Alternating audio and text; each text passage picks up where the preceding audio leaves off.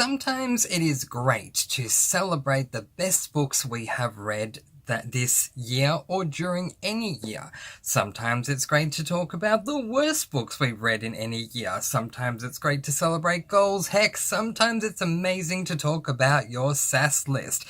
And then there are times where it is absolutely amazing when you get the opportunity to celebrate the diversity of your reading. Welcome back to Mr. Francy Reads. Let's go!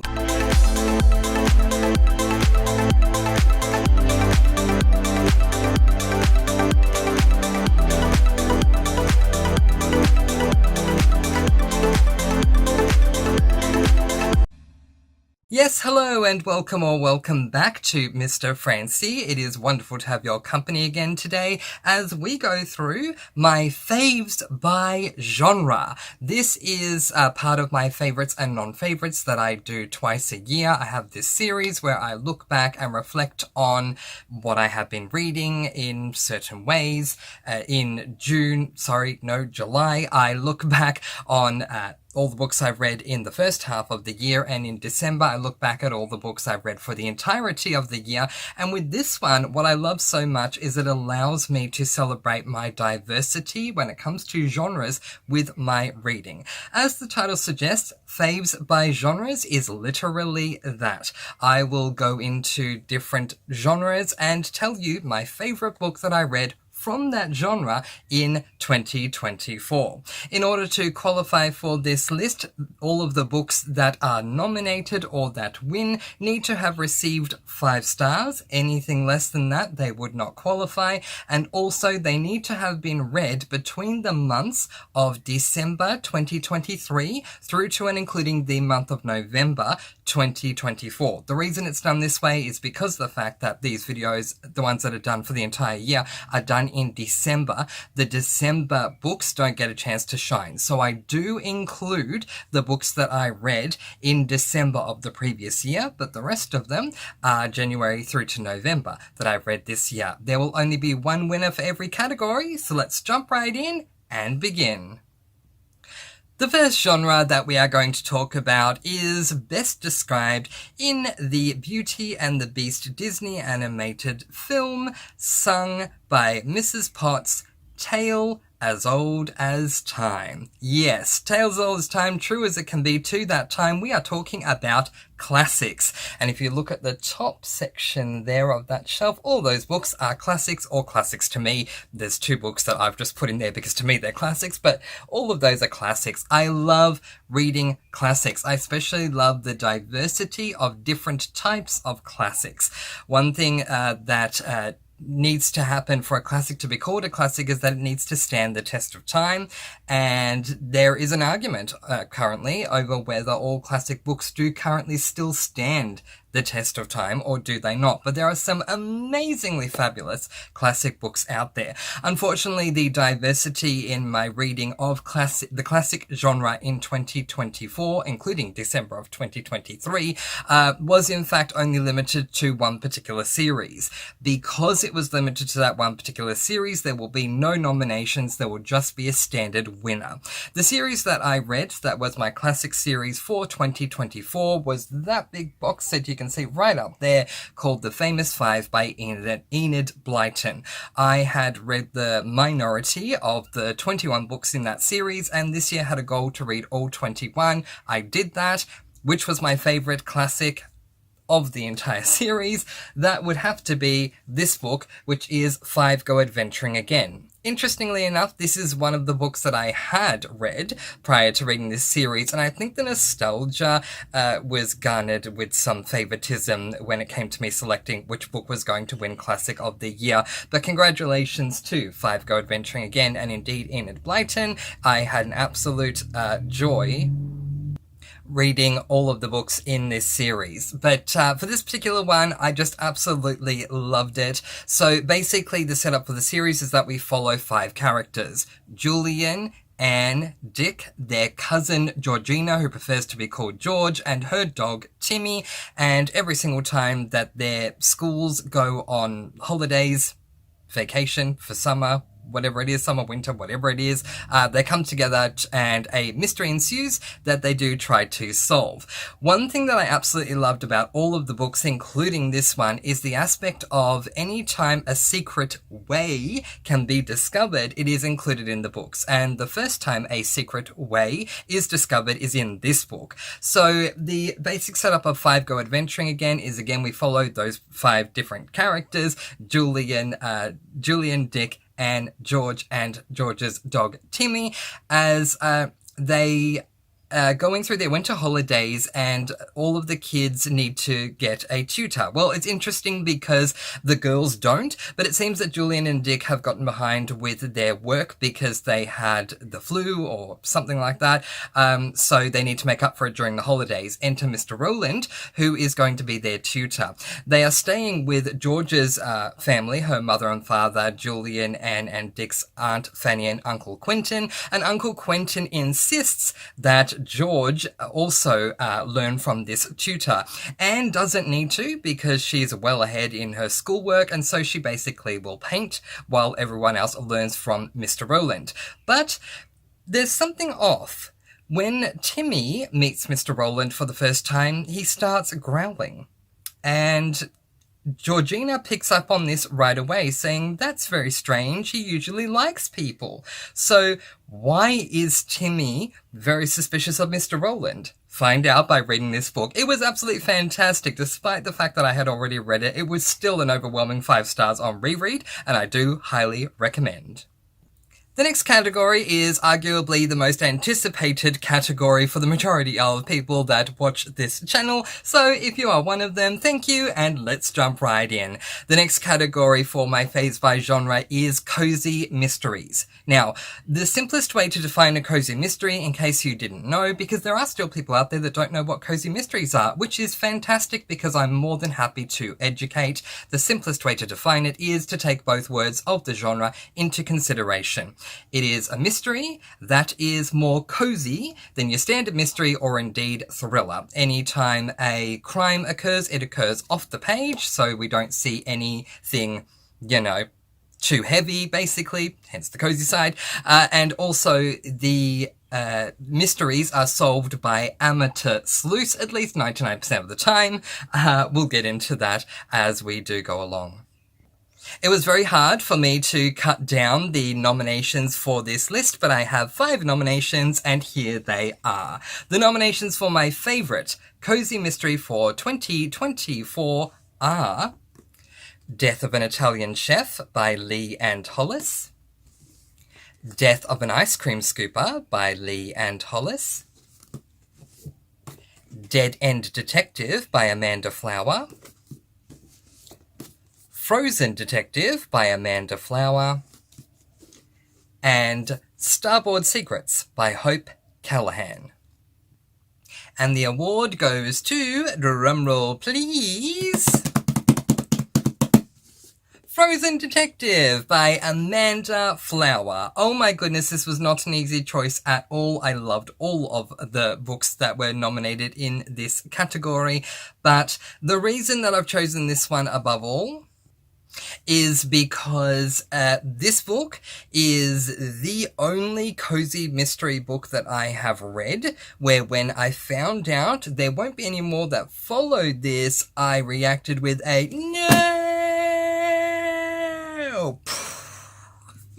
reaction. Yeah, I was so disappointed that the series is not going to continue. Dead End Detective, book number 1, Frozen Detective, book number 2. For the premise, I'll read Dead End Detective so as not to give you spoilers for book number 2, but I love Amanda Flower as an author and will sing her praises all the time. I don't necessarily love every single book or series that Amanda Flower has written, but on the whole, absolutely love her as an author. If you are looking for some amazing cozy mysteries, you can't go past Amanda Flower. She is just classically amazing at her cozies. She just is. She's very well known for writing amazing cozies, so a lot of people do agree with that, and I'm obviously one of them. Amanda Flower is my favourite female author, not by genre, just in general, of all time.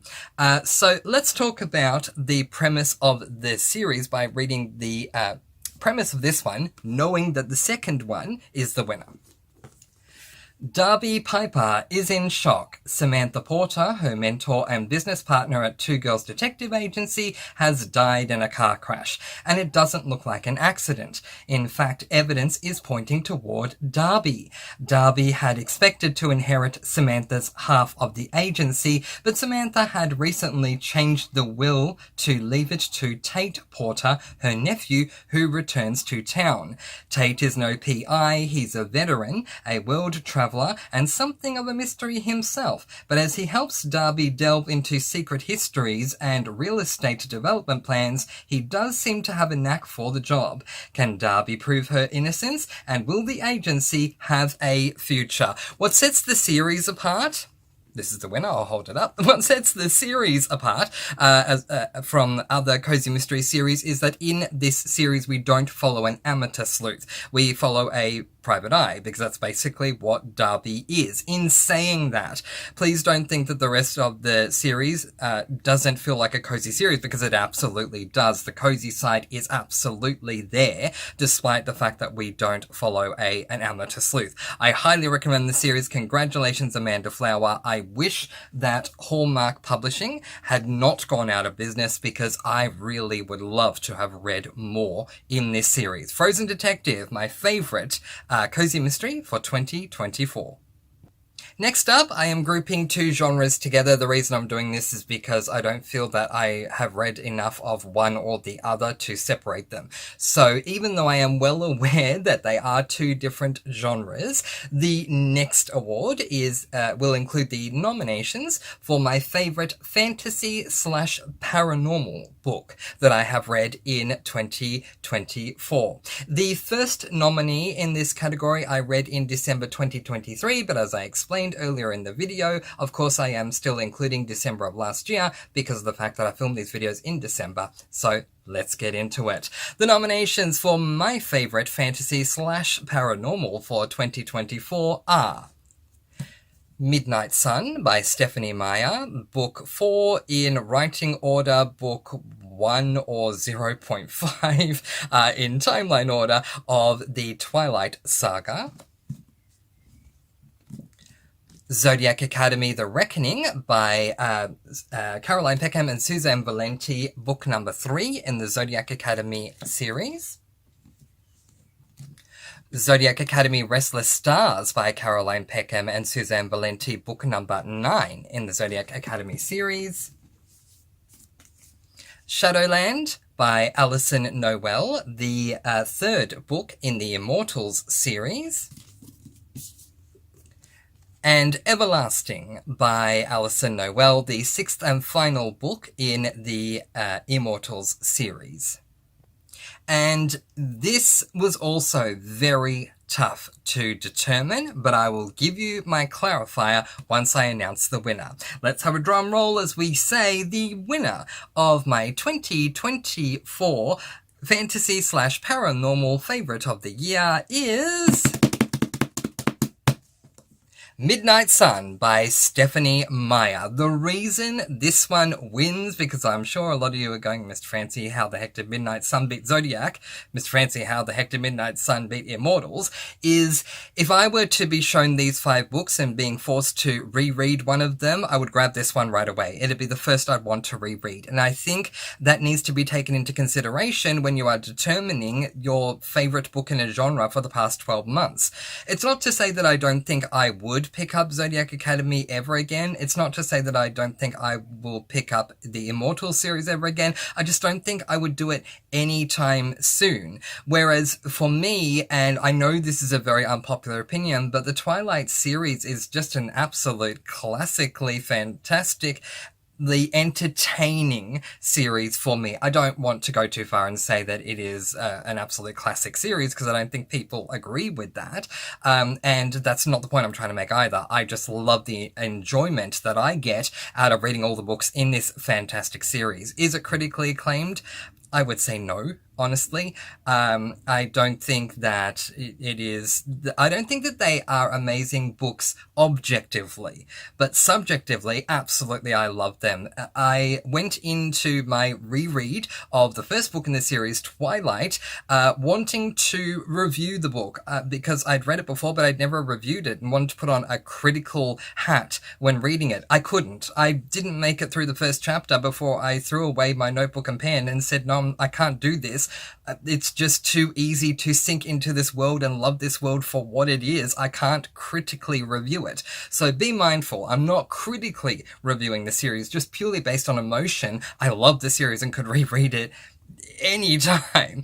Midnight Sun is a love letter to all the fans of Edward. So for those of you who don't know, the Twilight Saga, the original series prior to this book being released, the Twilight Saga, revolves around the character of Bella Swan, who finds out that she has to move to a different state for reasons, doesn't matter why. Her first day in chemistry class, she meets this really attractive guy named Edward Cullen, and she ends up finding out that there is a lot more to him than meets the eye. If you have not read the series, I am not going to say more because I don't want to spoil it for you, but you probably do know because you've probably seen the movies if you haven't read the series. I think, as I say, that the series is very enjoyable. This particular book, as I say, is the love letter to Edward Cullen fans because this book is written from the perspective of Edward Cullen, whereas I would say 9/10 of the first 4 books are written by the perspective of Bella Swan. The reason I say that is because 1/10 of the series is written by the perspective of Jacob. So Jacob Black, I think is his surname. Correct me below if I'm wrong.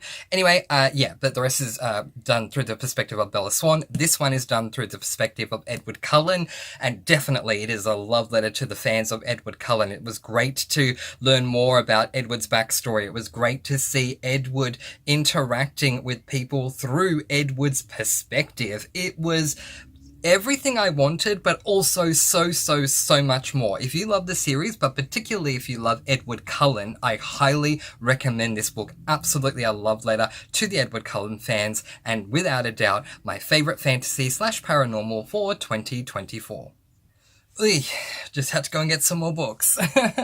Okay, let's continue on. When it comes to the genre of horror, a dear friend of mine and fellow, and it also is an author, Sean Horton, once said to me that just like with readers, the genre of horror is not viewed in a monolithic way. Everyone defines horror differently. So it is therefore important for you to understand what makes a great horror in my opinion, but also for me to tell you that this is not what every lover of horror thinks. But in my opinion, what makes a great horror is the following. It grosses me out, it creeps me out, it freaks me out, it forces me to leave the light on, or it convinces me I'm going to have a nightmare. If a horror doesn't do any of these, I don't think it's a good horror. If it does one of these, I think it is a good horror. If it does all of them, then it's an amazing horror. That is my opinion. And now knowing that, I only have one horror that I believe I read this year, but it did get 5 stars, and so it definitely would have deserved the award anyway. The winner of my 2024 favourite horror of the year has to, not even a question, has to go to Easy Money by C. Commissar. This is book number 1 in the, I have to see what the series is called because I keep forgetting, Deadly Reality TV series, book 1 in that series. And I'm going to try and show it to you. I know it's glossy, I'm sorry. There you go. And this is such an independently published book that the title and author are not on the spine. Which is kind of annoying because when it's in my bookshelf, it's like, oh, what is this book? Oh, it's the red one. But anyway, this is a fantastic book. I don't want to say a lot because I know a lot of people really don't like the horror genre and don't want to hear anything that might be horrific from a book. I'll just say this. It ticked all the boxes for me. It is absolutely fantastic. If you are a fan of the Saw movie franchise, the Squid Game TV series, Liar Game, Friendship Game, anything that's like a thriller or a horror that involves games, you are absolutely going to love this book. It was fantastic. It ticked all of the boxes for me, and I'm very much looking forward to not only continuing on with this particular series in 2025, but if I continue to love the series, then more of the wonderful C. Commissar's work. If you are someone who loves the horror genre but have not read anything or even heard of C. Commissar, I highly recommend looking her up. On Fantastic Fiction, they have the complete list of everything that she has written, and definitely I would recommend starting with this book. Fantastic read. Next up, I have the 2025 favourite LGBTIQ plus book that I read this year, but dash it all, it's my channel, and I'm going to start calling a spade a spade. Next up, we have my 2025 favourite gay book of the year. And the reason I'm saying that is because I am the G in the LGBTIQ plus community. I am gay, and I don't like having to use a different word other than what it is. I think the word gay fully describes what these books are. They are books that revolve around the gay theme in some way, shape, or form. And not every single gay book has to be a romance. Not every single gay book has to be a contemporary. I've read some really amazing gay thrillers, gay horrors, gay mysteries, gay sci-fis. So yeah, absolutely. This is the gay genre. I love it, and I wish that there were these types of books when I was growing up. If you are someone who would like to read gay books, if you are someone that is gay and you think it will help you to see yourself being reflected in books, or if you're an ally and would love to learn more, all of the books that are nominated in this category would be books that I highly recommend. Alright, let's go through the list. The nominations for my favourite gay book for 2024 are New Adult by Timothy Janowski, The King's Men, the final book in the All for the Game series by Nora Sakovic, How to Lure a Hunter by Alice Winters, Practice Makes Perfect by Jay Northcote, Husband Material by Alexis Hall, book number 2 in the Boyfriend, I think, Material series or something like that. Anyway, what the heck is it called? In the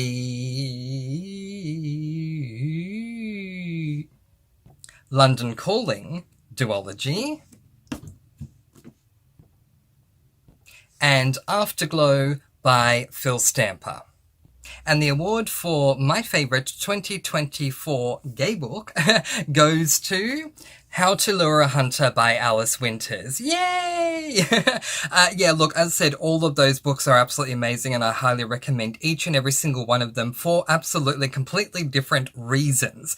The reason that this book wins at the end of the day is because it provides something that not a lot of gay books do these days, and I really wish that authors of gay material would start doing this in future. While I understand that there is a need for certain gay books to be written in certain ways to assist others, whether it be allies, gay people themselves, with things like the coming out trope and really hardcore contemporary issues. What I love about this book, and wish I had seen a lot more of throughout the year, is the humor that can come across when it comes to reading a gay book. My goodness, I laughed every second page reading this book, and it just goes to show. And in this world, very quickly, this is the what's it called?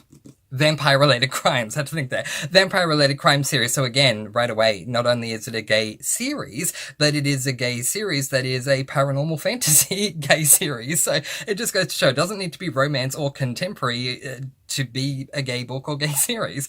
But yeah, in this particular world, we are experiencing vampires and one human that make up a crimes unit team that come together to solve cases that relate to vampire activity. And I absolutely love it. I love how there were so many dimensions to this series, one of them being the vampire-related crime side, the vampire world-building side, the gay side, and of course in this particular book, the humor. My goodness, this book follows a vampire by the name of Alexei, and Alexei, because of where he grew up, his personality is very different to everyone else's, and because of that, the things that he says, the things that he comes up with, oh my gosh, are just so hilarious. And given that the majority of this series can be taken as a very serious tone because we are dealing with crimes that are going on, it's nice to know that there are authors out there that are more than happy to make a ton of humorous situations to assist the reader to go through reading books that have a much more serious tone, but to experience that lighter side as well. Very much appreciated that, and congratulations to Alice Winters.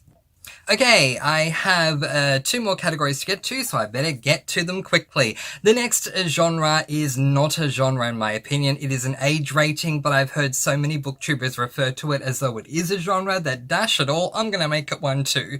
And so the next nominations are going to be nominations for my favorite 2024 middle grade book.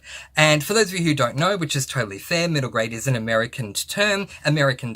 Middle grade books are books that are published and written for people that haven't reached teenage years yet. So anywhere from, for example, like 6 years of age through to, I would say, 12 years of age. And even as an adult, it is fantastic to pick up middle grade books that are absolutely fantastic to read. So there you go. There are 3 books that have made the nominations for this category, and they are Small Town Pride by Phil Stamper, Eli Over Easy by Phil Stamper, and A Monster Calls by Patrick Ness. Oh my goodness, this was so hard because I love Phil Stamper so much. But the winner is A Monster Calls by Patrick Ness, and it has to be. It absolutely has to be. You can see that there are little medal things on the cover, and my goodness, are they well deserved. Phil Stamper, I love you as an author. You know that I do, because Phil Stamper and I have emailed back and forth. He knows how much I love him as an author. I really appreciate everything he's done. That's why his books get nominated every year. But the reason why this book takes the cake is because, my goodness, is this a classic? And if it's not a classic, it's going to become one very soon. The current age rating and genre for this book is middle grade horror fantasy, but I really hope it does become an instant classic, or not instant, but a classic over the course of time, because it really should be. There are not a lot of books that I say everyone has to read. There's only ever been one other, and that is The Boy, the Mole, the Fox, and the Horse. But in my opinion, this is not a book that I highly recommend. This is a book that I think everyone has to read. It is so good. It follows a boy, and I've totally forgotten his name, Connor. It follows a boy by the name of Connor who is going through some really tough struggles. One night he dreams about a tree coming alive, and this tree is incredibly scary. It is not, horror for no reason. This tree is incredibly scary, but what develops from there moving forward is something that, oh my goodness, does everyone need to read this book, so I'm not going to say any more. The book was adapted into a film. I have not only read the book cover to cover, I've also seen the film from start to end. Both of them made me cry. You just need to read this book. And also, added bonus, Jason Isaacs, who played Lucius Malfoy in the Harry Potter movies, narrates this book. And oh my gosh, does he do an amazing job. I mean, you can't pick anyone better than Lucius Malfoy to narrate a book. So yes, you gotta read this. It is so good. I cried both with the book and with the film. Congratulations, Patrick Ness. I need to read more of your work in the future. I'm going to zip through the final genre, and I am also going to preface this by saying I don't know if I'm going to read anything from this genre in 2025, but there are reasons that don't necessarily include that I don't like the genre. There are other reasons why I'm not going to, and I'll probably discuss that at some other point. But anyway, I'm going to go through this very, very, very quickly. The final category is romance. Now, when I say romance, I am referring to male-female romance. The easiest way to make the distinction when it comes to me talking reviews of books is LGBTIQ plus books and romance. So when I say romance, I mean male-female. I only read 3 romance books and they were all by the same author in 2024. So therefore, they're all nominated. They all got 5 stars. And those nominations are Love and Gelato by Jenna Evans Welch, Love and Luck by Jenna Evans Welch, and Love and Olives by Jenna Evans Welch. Okay, any of these could have won.